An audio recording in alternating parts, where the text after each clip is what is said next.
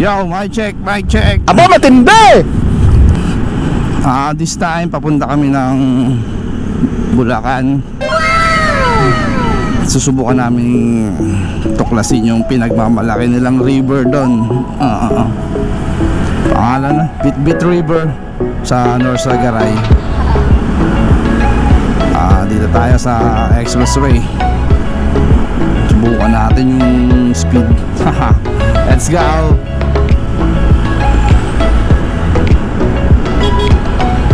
Yo, dito na kami sa monumento. Bali, later on papasok na kami ng Bulacan.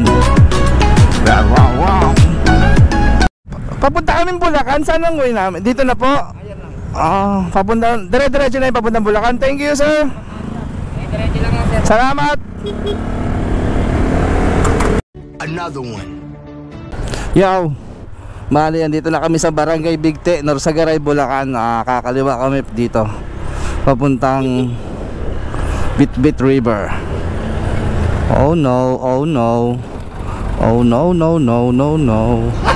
Yeah, ayan. Going to Bitbit River.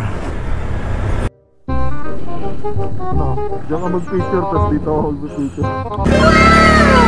Yun, nakarating din sa Bitbit River.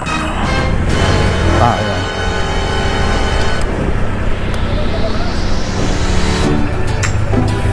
Pababa tayo papuntang ilog.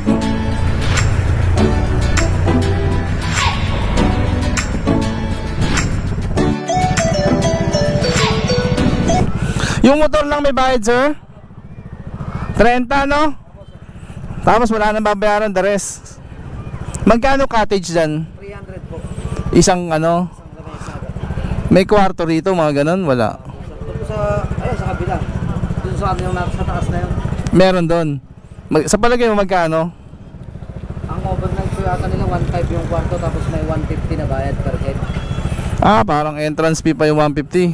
Pwede naman po kayo mag-tent po. Katulad po. Tent na gano'n. Pero yan, pwede na kayo maligo after this, no? Wala na kayong babayaran ba? Wala na. Basta sa cottage lang po kung gagamit po kayo. 300. Salamat. Maligo, okay na po. 300 yung cottage. Wala nang entrance fee. Yung motor lang, parking 30 pesos. Sabi, yung bahay daw doon, room 1.5 overnight.